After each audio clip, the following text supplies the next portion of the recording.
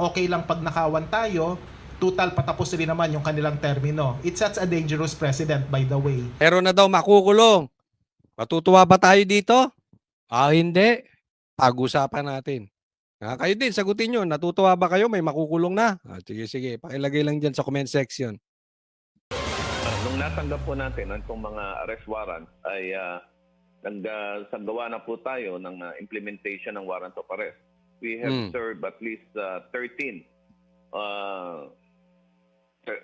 service of this warrant of arrest to different individuals na co-accused po ni Saldico for this case. Kaya meron ng 13 na warrant of arrest. Palakpakan naman dyan.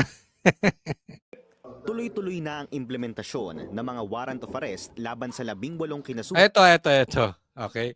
Ito, gusto ko lang i-discuss bago tayo tumuloy dun sa warrant of arrest. So may warrant of arrest, tapos pinuntahan nila si Saldico. Alam naman ng pulis, nasa sa ibang bansa si Saldico. Anong drama yan? Hindi ko po ito sinasabihan nito mga mamang mga pulis. Hindi nila kasalanan yan, sila'y napag-utusan lang. Ito'y utos sa ibabaw.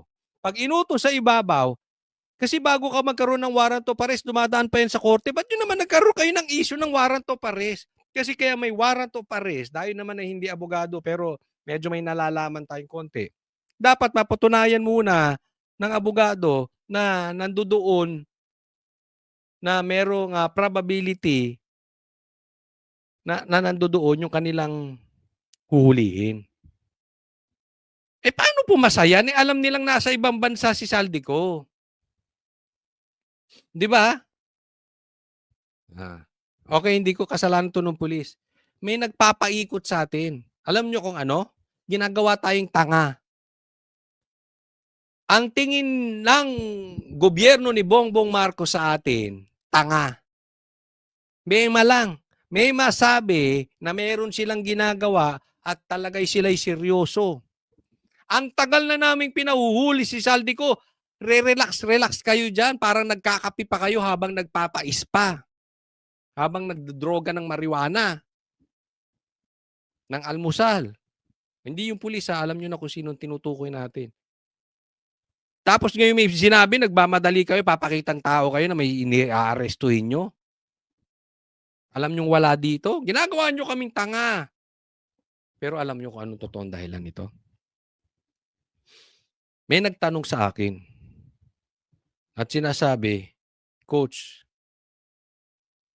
galing loob to. May posibilidad. Ang pakay talaga. Di umano ay hindi mag-aresto. Mag-search. Alam mo kung bakit natin alam to? Nangyari to kay Pastor Kibuloy. May warrant of arrest. Pero wala sa warrant of arrest si Pastor Kibuloy. Pero pinasok nila yung KOJC. At nagtagal sila ng 16 days doon. Anong purpose? Hindi lang si Pastor Kibuloy ang habol nila. Kasi alam naman nila wala doon si Pastor. Hindi magtatago doon si Pastor. Alam niyang pupuntahan siya eh. Alam namin na pupuntahan. Alam namin, remember that, ando doon na kami. 3 days, 5 days before ata, nag-a-announce na kami susugod 5,000 pulis. Everybody knows it. Hindi magtatago doon si Pastor. Pero hindi naman issue nila si Pastor, yung nagsesearch. Ito posibleng nagsesearch. Ang sabi, gawain na nila yan. Titingnan nila kung may naiwan na ebidensya dyan na maaaring pwede makapagturo kay Bongbong or maaaring meron silang makuha para madiin si Saldico. We do not know. But the purpose is not arrest. The purpose is search. Di umano. Kasi parang tanga lang eh. Di ba? Alam mo wala dyan. Kaya kita mo yung pulis parang half-hearted. Tingnan nyo yung pulis. Di ba yung isa ginigiba? Yung DPWH, ginigiba pa yung bahay. Binigiba yung pinto. Ito parang ayaw nila eh. Parang ayaw nila yung ginagawa nila. Sa madaling salita, parang napag-utusan lang. Yung DPWH, di armado. Ito, relax lang, kalmado. Why? It's just for a show.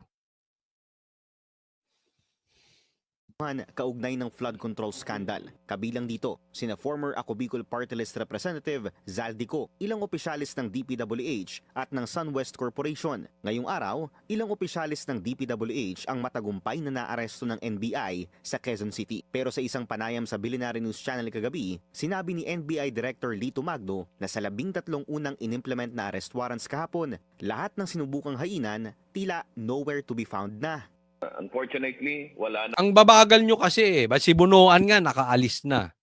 Di ba? Ako hindi ko alam. Sabi nga ni Tambi, hindi daw siya alis, nandito lang siya sa NCR. Naniniwala kayo doon. Kayo na, karapatan nyo maniwala. Ako hindi ako naniniwala. Wala na yan. Talaga magsisilipara na yung mga yan.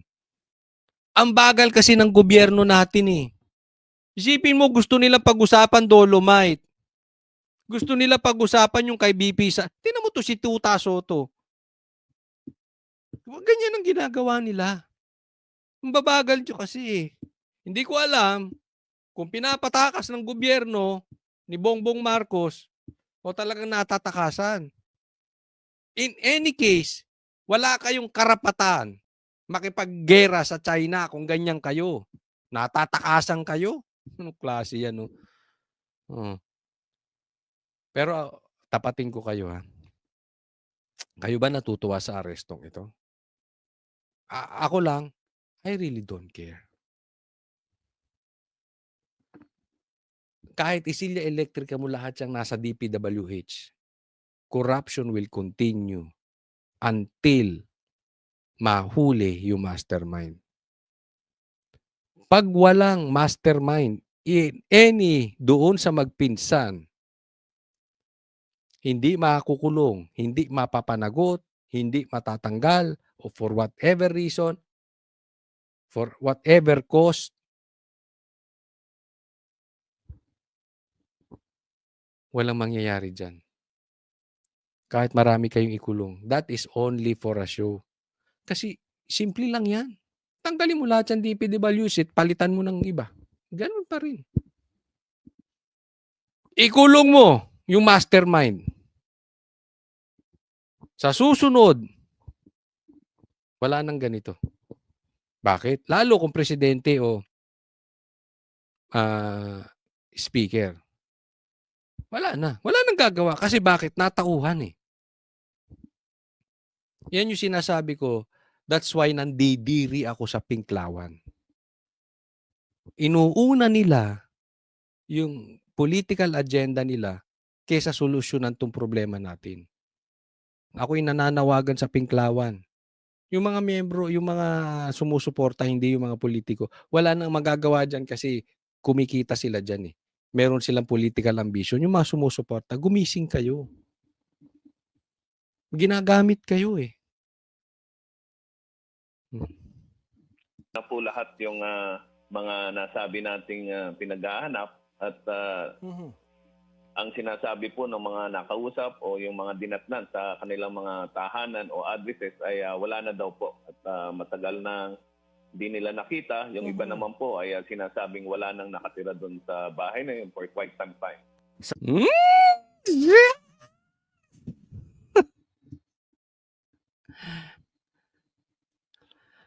Ay, nako. Samantala, on heightened alert na rin ng Bureau of Immigration para sa mga personalidad na mayroon ng arrest warrants. Sa isang pahayag, sinabi ni BI Commissioner Joel Villado na nasa centralized derogatory database na nila ang mga pangalang ito. Sa pamamagitan daw kasi nito, mas madaling mai-intercept ng mga otoridad ang mga suspect na magtatangkang umalis ng bansa.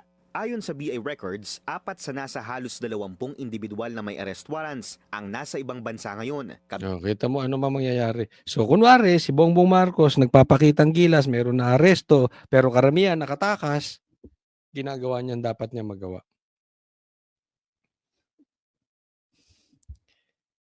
Dapat politiko.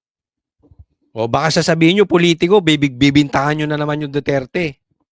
Duterte Black. Alam naman ng taong bayan sino mastermind. Ngayon yung mastermind, arkitekto ng pagnanakaw. Huwag nyo iligaw. Huwag tayong papayag ililigaw. Isa rin 'tong pagliligaw para wag mapunta sa mastermind. Pero alam nyo po ano sa panliligaw nito? Para patayin din yung balita na sinabi ni Amy. Adik yung kapatid niya eh. Bawal po yun. Illegal po yun. Bilang presidente. Bilang nasiko, ilang opisyalis ng DPWH at ng SunWest. Pero ani Viado, handa ang ahensya oras na magpakita sa mga air at seaports ang mga warrant subject. Una nang nagbabala si DILG Secretary John Vic Remulla na hanggang November 24 lang ang ibibigay ng ahensya sa mga hinainan ng arrest warrant para isuko ang kanilang mga sarili bago tuluyang magkasa ng manhunt operations ang pamahalaan. Nagbabala rin ng NBI kay Zaldico na kung hindi ito voluntaryong uuwi ng bansa, posibleng mag-request ang ahensya ng red notice sa Interpol. Isa raw ito sa dalawang paraan para mapauwi si Ko, bukod sa pagkakansela ng pasaporte nito. Pwede po tayong mag-apply na ngayong lumabas ng pang-warrant of arrest niya. Pwede po tayong maghingi ng issuance ng red notice kung sakaling malalaman natin kung saan siya at ito po i-apply natin sa Interpol. Di ba? Eh, dati na sinasabi, cancelin niyo yung passport eh. Babagal-bagal kayo. Ayon kay Director Magno, patuloy na ihahain ng NBI at PNP ang arrest warrants kay Ko at iba pang suspect sa lahat ng residensya. Bakit? Parang ayaw pa nila katok-katok. Pag nakita niyo yung sa kabila, ginigiba eh. Potential addresses nito kahit na kumpirmado na ng BI na nasa ibang bansa na ang ibang suspects tulad ni Ko. Paglilinaw niya, parte ito ng legal na proseso para maibalik sa korte ang issued arrest warrants at para may legal basis sa pag-iimplementa ng mas mabigat na kautusan sa paghahanap sa mga sangkot na personalidad. Para sa Ngayon, so piring sabi nila standard operation yun, procedure. Well, para sinerve, so binalik para mabigyan ng mas mataas pang reklamo. Eh in the first place nga, di ba, ang warrant, ang tigas naman ng ulo eh. Sa aking pagkakaintindi, sana may mga abogado rito ikaw ay naniniwala na may probable na paniwala na ang taong hahainan mo ng warrant ay nandoon sa loob. Kung saan man lugar yun. Alam mo, nasa ibang bansa, magpapa-issue kayo ng warrant. Ano ba kayo, adik? Nagtatanong lang, ha? Ano yan? Gawaing adik ba yan? O desisyong adik yan? Kumbira naman, oh. Papalusot pa eh dahil nabanatan sa sa social media, gagawa pa ng lusot. Doon pa lang dapat hindi ka na nag-apply ng warrant dahil alam mong wala siya roon. Adik, sa'yo, ang ganda ng bagong kanta, no? Adik, sa'yo. Kanta niyo ni Amy. Sige, next po tayo. Meron daw rally sa November 30. Pupunta ba tayo? Susuportahan ba natin? Pag-usapan natin. Kung maaalala po ninyo, wala pong nananawagan ng resignation or impeachment noong September 21. Pero ngayon, iba na po ang panahon kasi galit na po talaga yung malawak na sambayanan. O yan. Alam nyo yung September 21, nandoon kami. Support yung mga tao ron. Ay, hindi. Sabi ni Sir Jack, bading. Bading. Anong klaseng rally yun? Kami lang halos nagsisisigaw, ilang lang kami doon. Marcos resign. Nung umaga ata sila ka Eric, kami naman gabi. Pero iba tahimik. Anong corruption yun? Walang Marcos resign? Bading. Eto meron daw November 30. Meron na daw resign. Ang pangunahing panawagan po talaga is the resignation not just of the President but also of the Vice President. Ay, bobo! Bobo, itits. Ba't wala namang proyekto si BP Saram ni isang kusing sa blood control. Pambi. Babalik nyo na naman yung yung confidential funds. Kaya nga confidential eh. Ang tanga-tanga naman itong mga ito. Bakit si Bongbong ba walang confidential funds? Kahit yung pulis natin may confidential funds, nag-i-issue pa rin ng warrant of arrest, alam nilang wala dito. Para saan yun?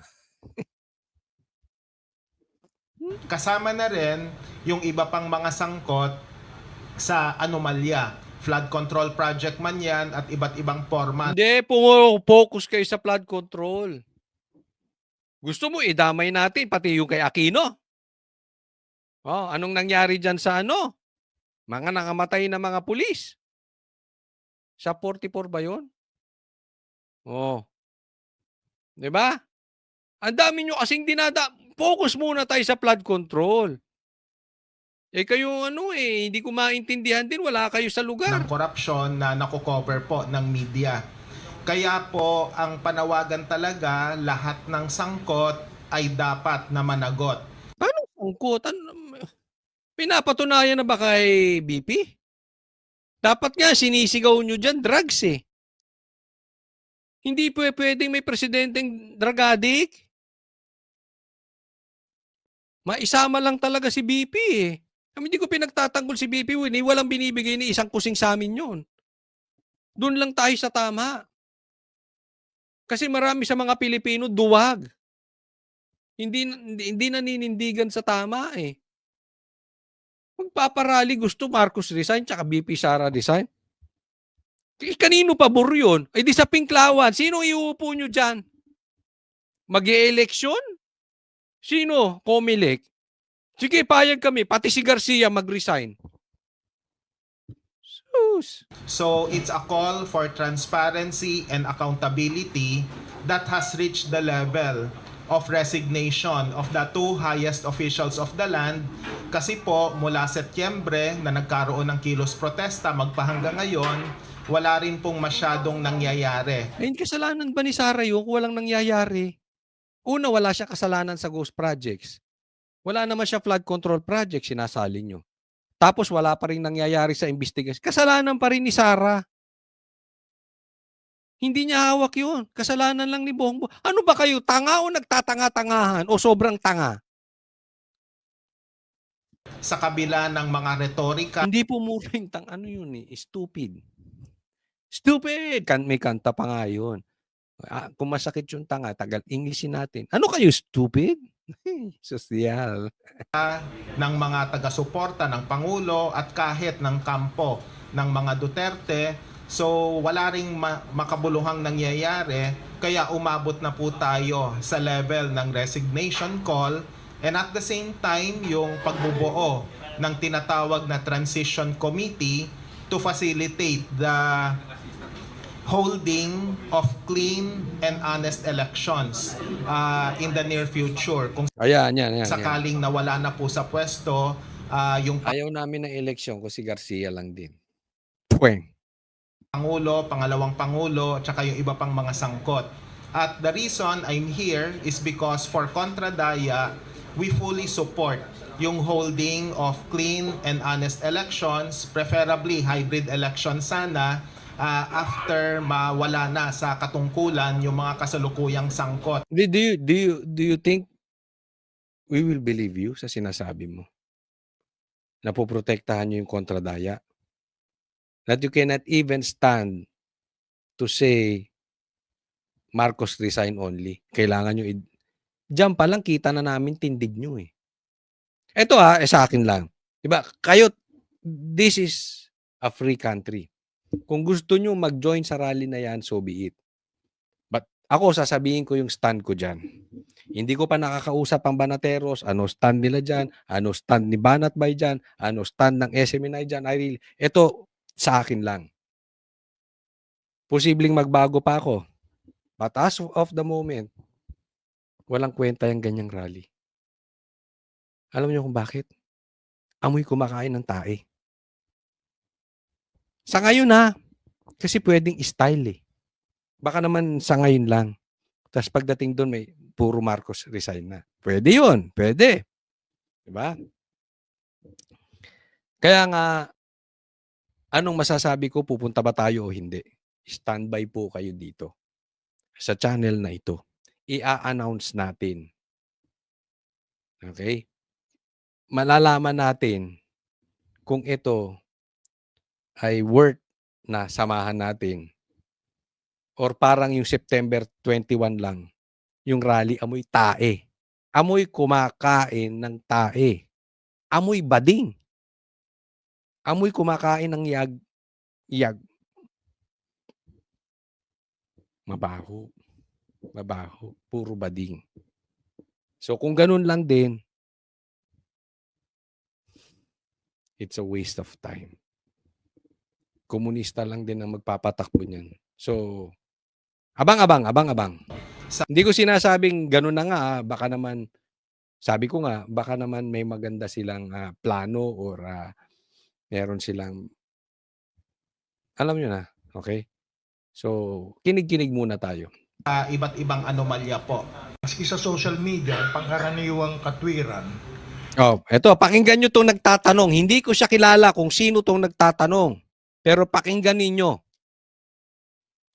Doon sa klase ng kanyang pananalita, maririnig nyo kung kaninong alipores to. Pakinggan ninyo.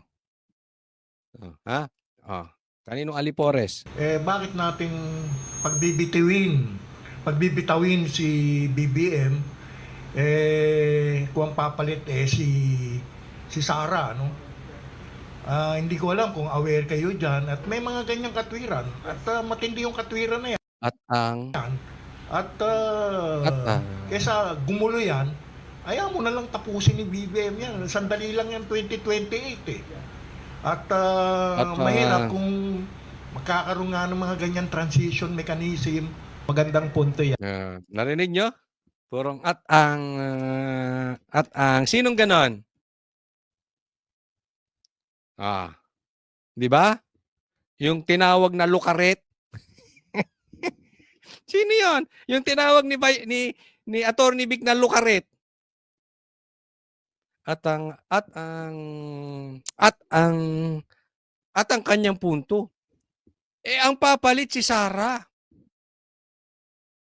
Di patapusin na lang natin si Bongbong sa 2020. Alam mo na agad kaninong litanya. Yung hindi ko ito mo natatawa siya. I-play nyo, i-rewind nyo na lang. Gusto nyo, i-rewind ko, wag na. At ang sino. Pakinggan nyo. Tunog lukaret, di ba? Alam mo na, tanim eh. Ngayon pa lang, alam na amoy nyo na amoy kumakain ng tae at saka alam nyo kung kaninong di ba? Anong gusto nila? Pabayaan na lang, 3 taon na lang si Bongbong Marcos. Kaya nga ang panawagan, resignation, hindi lang ng Pangulo, kundi ng pangalawang Pangulo. Kasi kung si Marcos Jr. lang ang pagbibitiwin mo, tama. Ang magiging successor would be the Vice President, which is also, who is also unacceptable to the people. Sino may sabing unacceptable to the people? Kayo lang kumakain ng tae. Hindi siya kasali. Yung Pink Lawan. Siya kanilang naman hindi acceptable eh. For the simple reason that she is also involved in various scandals. 150 million confidential funds pa? Ang corny nyo, ha? Ang corny. I mean, any political average people, i-quote nyo yung katungkol sa impeachment na 150 million confidential funds is stupidity. Even political average na tao will not believe that. Ranging from overpriced laptops up to confidential funds misuse, among many other sins to the Filipino people. Ngayon, siyempre, yung ibang mga tao, hindi mo masisisi kung sasabihin, hintayin na lang natin, hayaan na lang natapusin. Kasi 3 taon na lang naman ang pinag-uusapan. I'm sorry, less than 2 years, di ba? Less than 3 years pala. Less than 3 years, correct. Pero ang problema niyan, a lot of things can happen between now and 2028. Tandaan ninyo, the last time that the Marcoses were in power, we ended up with more than 20 years of them wreaking havoc on the Filipino people. So hindi ko naman sinasabi na So, susundan ko yung line of thinking ng kumakain ng tae. Bakit natin tatanggalin si Bongbong ang uupo si Lisa? Ay, si Lisa. Si Sara. Di ba? O, sundan ko yun. Pagre-resignin ninyo, sinong gusto nyong iupo? Si Risa? Pwe! ganun yung mangyayari, but the possibility is there, number one. And number two, the system is Sabi hindi election eh. Titiwala sa ganitong nangyayari ngayon? Titiwala ka sa election? so fundamentally broken, it is so flawed that you don't even know kung baka wala ng Pilipinas by 2028. I'm not exaggerating when I say that. That's the situation has become so fractious, it has become so volatile that the transition committee would become more acceptable rather than a situation of a continuing Marcos presidency and Duterte vice presidency and the possibility of a violent coup that can happen where it will be hijacked by the rich and powerful and even the military and the police. So we don't want such scenarios to happen. Kaya ang mas kailangan natin, civilian-led and yung mass-oriented talaga. Mass-oriented in the sense that the marginalized and the underrepresented will be duly represented in the transition committee. That would be the best solution as far as we're concerned. Hindi po pwedeng hayaan lang. It's like saying na yung sinasabi mong yan, parang sinasabi nyo na okay lang pag nakawan tayo, total 3 years na lang. Ganyan ang sinasabi ng Dilaw. Okay lang na pag nakawan tayo, kesa umupo si Sara. baka mamaya yung iba pang mga tao magnanakaw at hahayaan na lang na patapusin yung termino. So, yeah, that's how we view it po. Hindi kami uto-uto.